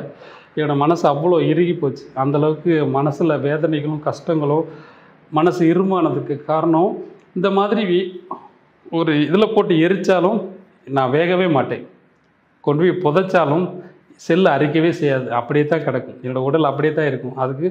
அதுக்கு நானே நினச்சிருக்கேன், பல டைம் நினச்சிருக்கேன். உடல் எப்படி கண் தானம் நான் செஞ்சுட்டேன், உடல் உறுப்பு தானமும் செய்யணுன்ட்டு இருக்கேன். எங்கள் வீட்டில் தான் பர்மிஷன், என்னோடய ராணியோட பர்மிஷன் மட்டும்தான் வேணும். ராணி தான் பர்மிஷன் கொடுக்காதனால வெயிட்டிங்கில் இருக்குது. கண்டிப்பாக அதை செய்வேன். என்னோடய உடல் உறுப்பு தானம் செய்யத்தான் செய்வேன். ஏன்னா மண்ணோட மண்ணாக வீணாக இருக்கக்கூடாது. அதே மாதிரி என்னோடய உடலையும் ஒரு நல்ல ஒரு மருத்துவம் படிக்கக்கூடியவங்களுக்கு உபயோகமாக இருக்கட்டும், அங்கே போய் சேர்ந்துடட்டும், என்னோடய உடல் மற்றவங்களுக்காக உபயோகப்படட்டும் அப்படின்ற மாதிரி தான் நான் நினைக்கிறேன். ஏன்னா இந்த மாதிரி போலியான மனிதர்கள் முன்னாடி என்னோடய உடலை வந்து எந்த ஒரு விதத்திலையும் பயன்படுத்தக்கூடாது அப்படின்னு நான் ஆழமாக நினைக்கிறேன். இதுக்குண்டான விஷயங்கள் பூரா நான் நடைமுறையில் கொண்டு வருவேன். இதெல்லாம் மனசு வெறுத்த விஷயங்கள் இருந்தாலும் மனசில் தைரியம் நிறைய இருக்குது, தன்னம்பிக்கை இருக்குது, தைரியம் இருக்குது. மற்றவங்களுக்கு தைரியம் சொல்லக்கூடிய அளவுக்கு எனக்கு தைரியம் இருக்குது. எந்த பிரச்சனையினாலும் ஃபேஸ் பண்ணக்கூடிய அளவுக்கு எனக்கு தைரியம் இருக்குது. ஏன்னா பார்க்க தான் ரொம்ப அமைதியாக இருப்பேன், ஆனால் எல்லா பிரச்சனைகளும் நான் ஃபேஸ் பண்ணிடுவேன். எதாக இருந்தாலும் பார்த்துக்கலாம், அது மாதிரி நீங்கள் இருக்கணும் அப்படிங்கிறத நான் ஆசைப்பட்றேன். எந்த பிரச்சனைகள் இருந்தாலும் ஃபேஸ் பண்ண பழகிக்கோங்க. ஏன் கவலைப்படுறீங்க? அன்றைக்கி இந்த சகோதரி என்கிட்ட பேசுகிற விஷயம், இன்றைக்கி நான் இன்னொரு விஷயம் சொல்லட்டா, இன்றைக்கி நான் வீடியோ எடுக்க வேண்டிய டாபிக் வேறு. தையல் ஆசிரியர் வகுப்புக்காக ஸ்பெஷலாக இன்னொரு கட்டிங் போடுறதுக்கு எல்லாம் ரெடி பண்ணி வச்சுருந்தேன். ஆனால் அவங்ககிட்ட பேசுனதுக்கப்புறம் அதுக்கு முக்கியம் கொடுக்கல, அதை அப்படியே வச்சுட்டேன். இந்த மாதிரி எத்தனை பேர் இருக்காங்க, இவங்களுக்கு ஒரு ஆறுதல் வார்த்தை சொல்கிறதுக்கு யாரும் இல்லை, ஒரு தைரியம் சொல்கிறதுக்கு யாரும் இல்லாமல் எவ்வளோ தவறான முடிவுகளில் போய் நிற்கிறாங்க. நம்மளுக்கு தெரியுதா? தெரியறதில்ல. அப்போது இதன் ஒரு பதிவு மூலயமா சொல்லும்போது எங்கேயோ இருக்கிற யாரோ ஒருத்தரோட மனசு லைட்டாக ஷேக்காச்சுன்னா போதும், தப்பான முடிவில் போயிட்டே இருக்கிறவங்க டக்குன்னு இப்படி திரும்பிட்டாங்கன்னா நமக்கு சந்தோஷம் தானே. அந்த முடிவுலேருந்து ரிலீஃப் ஆகிட்டாங்கன்ற ஒரு சந்தோஷம் கண்டிப்பாக நம்மளால் சாதிக்க முடியும். நம்ம ஜெயிக்கலனாலும் வரல, தோக்கக்கூடாது. செத்துட்டோன்னா தோத்துட்டோன்னு அர்த்தம். உண்மையா? செத்துட்டோன்னா தோத்துட்டோம். அந்த மாதிரி முடிவுகள் நீங்கள் எடுக்கக்கூடாதுங்கிறதுக்காக தான் இவ்வளோ நேரம் நான் பேசுகிறது. நான் பேசின விஷயங்கள் நிறைய பேருக்கு அருமையாக இருக்கலாம், ஆனால் என்னுடைய கூட பிறந்த தங்கச்சி, அக்கா, என்னைய மகனாக நினைக்கக்கூடிய தாய்மார்கள் எல்லாருக்குமே இந்த பதிவு அமைதியாக உட்காந்து கேட்டிங்கன்னா வாழ்க்கையில் எல்லாருக்கும் பிரச்சனைகள் வரத்தான் செய்யும் அப்படிங்கிறத நீங்கள் புரிஞ்சுக்கிட்டு உங்களோட லைஃப்பில் என்ன பிரச்சனை வந்தாலும் அதை ஃபேஸ் பண்ணுறதுக்கான தைரியத்தை நீங்கள் வச்சுக்கிறீங்கன்னு நான் நினைக்கிறேன். ஏன்னா மனசில் தைரியம் இருந்தால் மட்டும்தான் எதையும் ஃபேஸ் பண்ண முடியும். ஏன்னா திரும்ப சொல்கிறேன்னு நினைக்காதீங்க. இந்த பதிவு அந்த ஒரு சகோதரியால் 1 கோடி சகோதரிகளுக்கு உபயோகமாக இருக்கும்னு நான் நம்புகிறேன். ஏதோ ஒரு வகையில் பார்க்கும்போது அவங்கள மாற்றத்துக்கு இந்த பதிவு யூஸ்ஃபுல்லாக இருந்துச்சுன்னா எனக்கு சந்தோஷம்தான். ஏன்னா நான் பட்ட கஷ்டங்கள் எல்லாமே இதில் சொல்லணும்னு நினச்சேன், ஆனால் எல்லா விஷயங்களும் சொல்ல முடியாது. இந்த சோசியல் மீடியாவில் குறிப்பிட்ட அளவுக்கு மேலே சொல்ல முடியாது, அவ்வளோ பிரச்சனைகள் இருக்குது. சொல்கிறேன், சந்தர்ப்பம் கிடைக்கும்போது ஒவ்வொரு விஷயங்கள் சொல்கிறேன். ஏன்னா ஒவ்வொருத்தவங்களும் ஒவ்வொரு பிரச்சனைகள் சொல்லி அந்த பேசும்போது அவங்களுக்கு நம்மளும் இதெல்லாம் கடந்து வந்திருக்குங்கிறத சொல்லணும் இல்லையா? அதனால் ஒவ்வொரு டைம் ஏதாவது ஒவ்வொரு விஷயங்கள் நான் சொல்லத்தான் செய்வேன். அதனால் பிரச்சனைகளை நினச்சி பயப்படாதீங்க, கஷ்டத்தை நினச்சி பயப்படாதீங்க. ஏதோ ஒரு அவமானங்கள் வந்துருச்சேன்னு நினச்சி கலங்கி நிற்காதீங்க. தலை குனிஞ்சு நிற்காதீங்க. உதாசீனப்படுத்துகிறாங்களேன்னு சொல்லிட்டு விலகி நிற்காதீங்க.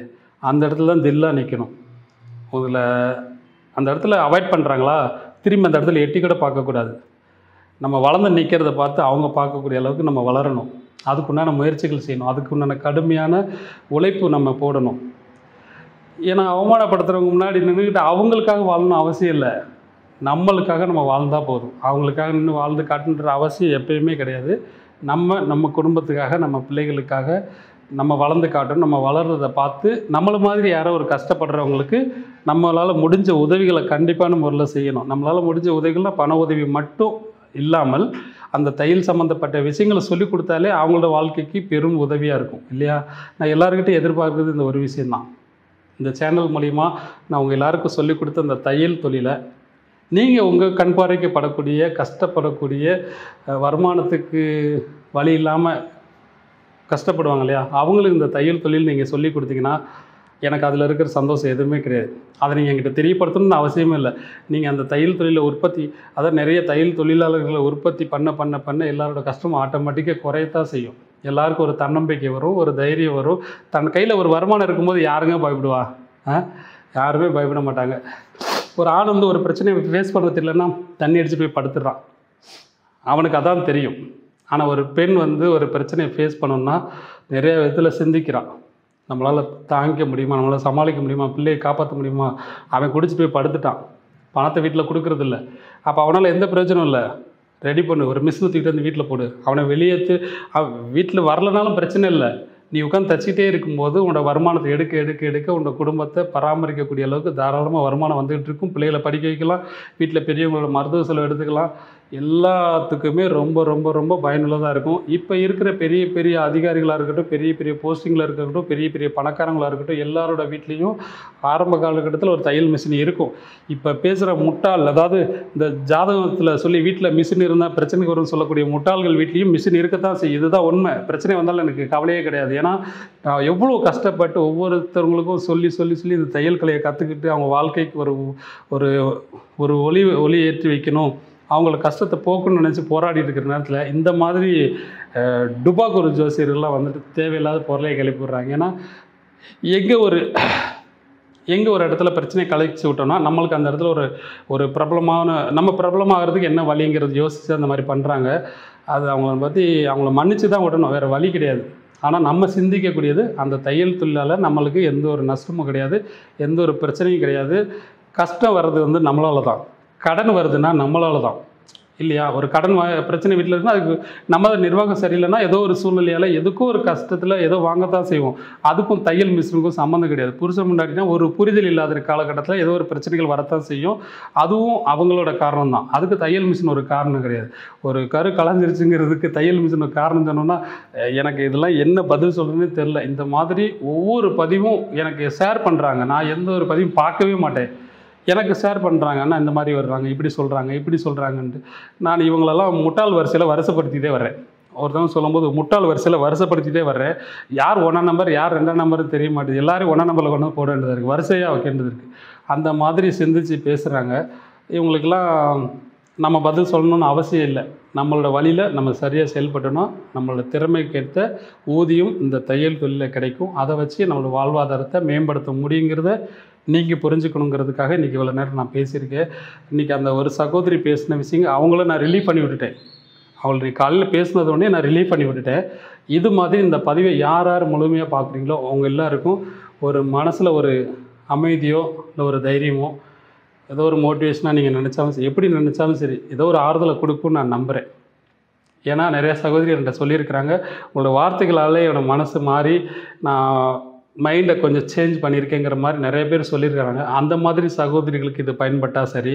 இந்த மாதிரி தேவையில்லாமல் இல்லை நான் தையல் சம்மந்தப்பட்டதை பார்க்க வந்துட்டேன், இப்போ அதை அறுத்துட்டே இருக்கான்னு நினச்சிங்கன்னா நீங்கள் இந்த வீடியோ பதிவு வந்து பார்க்க வேண்டியதில்லை. உங்களுக்கு அது யூஸ்ஃபுல்லாக இருக்காது. ஆனாலும் உங்களை நான் குறைய சொல்ல போகிறதில்ல, நீங்களே என்னை குறைய நினைக்க வேண்டாம். இதை தள்ளி விட்டுட்டு தையல் சம்மந்தப்பட்ட விஷயங்கள் வரும்போது நீங்கள் பார்த்துக்கோங்க. இது குறிப்பாக என்னுடைய உயிருக்கும் மேலான என்னோடய அன்பு சகோதரிகளுக்கும், அக்கா, தங்கச்சி, அம்மா, நல்ல மனிதர்கள் இருக்கிறாங்க இல்லையா, எல்லாருக்காகவும் இந்த இந்த விஷயங்கள் பயன்படுங்கிறத நான் நம்பி தான் இன்றைக்கி இவ்வளோ நேரம் உங்களோட டைம் எடுத்து பேசியிருக்கேன். இந்த பேசின விஷயங்கள் பூரா உங்கள் மனசில் ஆழமாக பதிவு வச்சுக்கணுங்கிறது தான்.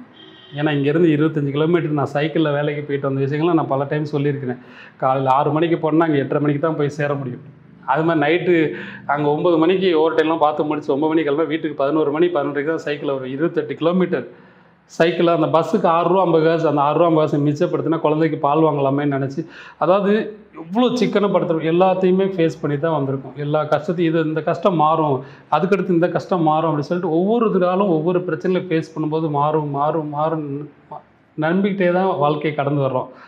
ஏதோ ஒரு காலகட்டத்தில் நம்மளுக்கு மாறும்னு நினைக்கிறோம். அப்போ அடுத்த பிரச்சனைகள் வந்துடுது. காலங்கள் அதுதானே, அப்படித்தானே இருக்கும். டக்குன்னு நம்ம பணக்காராக இருந்து அப்படியே எல்லா பிரச்சனையும் இல்லாமல் நிம்மதியாக இருந்தோம்னா அது நல்லா இருக்காது. பிரச்சனைகளை ஃபேஸ் பண்ணி தைரியமாக வாழ்ந்து காட்டணும். நம்ம வாழ்கிற வாழ்க்கை மற்றவங்களுக்கு உதாரணமாக இருக்கணும். இப்போ நான் எப்படி இருக்கேன், ஒருத்தவங்களுக்கு இப்படி தான் வாழணுங்கிறதுக்கு என்னை கை காட்ட முடியும், இவனை மாதிரி வாழக்கூடாதுங்கிறதுக்கும் என்னை கை காட்ட முடியும். அந்த மாதிரி வாழ்க்கைகள் என்னுள்ளே இருக்குது. ஆனால் அதை ஒரு காலகட்டத்தில் என்னோடய வரலாறுகள் பேசும்போது இவனை மாதிரி வாழணும், அது மாதிரி இவனை மாதிரி இந்த மாதிரி விஷயங்கள் செய்யக்கூடாது அப்படிங்கிற விஷயங்களும் உங்களுக்கு கண்முன்னே வரும் ஒரு நாள். அது வரைக்கும் நல்ல விஷயங்களை மட்டும் நீங்கள் எடுத்துக்கோங்க. என் மூலிமா செய்ய வேண்டிய நான் செய்யக்கூடிய நல்ல விஷயங்கள் நீங்கள் எடுத்து அதை அப்படியே ஃபாலோ பண்ணுங்கள். குறிப்பாக தையல் சம்மந்தப்பட்ட விஷயத்த ஒரு நாள் கைவிட்டுடாதீங்க. அதை கைவிட்டுட்டிங்கன்னா வாழ்க்கையில் ரொம்ப மோசமாக, அதாவது பின்னோக்கி போயிடுவோம். வருமானம் இல்லைன்னு என்ன செய்வோம், பின்னோக்கி தானே போவோம். அந்த மாதிரி சூழலில் உங்களுக்கு கண்டிப்பான முறையில் என்றைக்குமே வர வேண்டாம். ரைட்டா?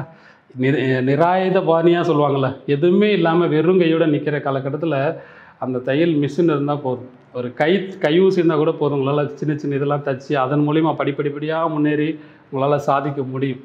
அந்த காலத்துல எல்லாம் அப்படி தான் சாதிச்சிருக்காங்க. கண்டிப்பான முறையில் சாதிக்க முடியும். தையல் மிஷின் இருந்தால் வீட்டில் பிரச்சனை வருங்கிற முட்டாள்கள் சொல்கிற வார்த்தைகளை நம்பாமல் உங்களோட சுய சிந்தனையில் சிந்திச்சு நம்மளோட வாழ்க்கைக்கு எந்த பிரச்சனையும் இல்லை, கஷ்டம் வந்தால் நம்ம தான் காரணம், நஷ்டம் வந்தால் நம்ம தான் காரணம், லாபம் வந்தால் நம்ம தான் காரணம், பிரச்சனைகள் வந்தால் நம்ம தான் காரணம், இந்த பிரச்சனை சரிவானாலும் நம்ம தான் காரணங்கிறதுக்கு முழு பொறுப்பையும் நம்ம எடுத்துக்கிட்டால் மட்டும்தான் அந்த இடத்துல அடுத்த கட்டத்துக்கு முன்னேறி போக முடியும். புரியுதா? அதை நீங்கள் எடுத்துக்கோங்க. இன்றைக்கி நான் சொன்ன விஷயங்கள் உங்களுக்கு எல்லாருக்கும் யூஸ்ஃபுல்லாக இருந்துக்குன்னு நினைக்கிறேன். எப்படி இருந்துச்சுன்னு சொல்லிட்டு கமெண்ட்டில் சொல்லுங்கள். ஏன்னா வாழ்க்கையில் அவ்வளோ கஷ்டங்களை அனுபவிச்சு எனக்கு எல்லாத்தையும் சொல்லணும்னு தோணுது. ஆனால் எல்லாருக்கும் ஒரு சுயமரியாதை கொஞ்சம் இருக்கு இல்லையா? எல்லா விஷயத்தையும் சொல்ல வேண்டாம், கட்டுப்படுத்து, அதாவது எல்லா விஷயங்களும் சொல்லி யாரையும் கஷ்டப்படுத்தக்கூடாதுங்கிறதுக்காக ஒரு சில சின்ன சின்ன விஷயங்களை சொல்லிவிட்டு அதோட நான் மறைக்கிறேன். ஏன்னா அவ்வளோ கஷ்டங்களும் வேதனைகளும் நான் பார்த்து அவமானங்களை சந்தித்து வாழ்ந்தது தான். அதனால தான் நான் இப்படி இறுகி போயிட்டேன். இறுகினா எவ்வளோ இறுகி போனாலும், எவ்வளோ இரும்பு மாதிரி மனசானாலும் என்னோடய சிரிப்பு மட்டும் என்றைக்குமே மறையாது. ஏன்னா அந்த சிரிப்பு மட்டும் தான் என்னோடய சொத்து. அந்த சிரிப்பு மூலியமாக தான் என்னோடய கஷ்டங்களை மற்றவங்க கண்ணில் வந்து மறைச்சிட்றேன். என்னோடய பிரச்சனைகளை வெளியில் சொன்னாலும் இவனுக்கு பிரச்சனை இருக்கா அப்படின்னு கேட்கக்கூடிய அளவுக்கு என்னோடய சிரிப்பு வந்து அந்தளவுக்கு எல்லாத்தையும் கலைச்சி விட்டுறணும். ரைட்டா? அந்த மாதிரி வாழ பழகிக்கோங்க. எந்த ஒரு காலகட்டத்திலும் தவறான முடிவு எடுக்கிறத முட்டாள்தனம் நினச்சி அதை தள்ளி விட்டுருங்க. ஏன்னா வாழ்க்கையை வாழ்வதற்கு வாழ்ந்த பிறகு சாவு எல்லாருக்கும் இருக்குது இல்லையா? எல்லாருக்கும் சாவு இருக்குது. யாரும் நிரந்தரம் வாழ போகிறதில்ல. அது வர்றப்போ வரட்டும். வாழ்கிற காலத்தை நல்லபடியாக வாழணும். அதுக்குண்டான முயற்சிகள் எல்லாத்தையும் எடுங்க.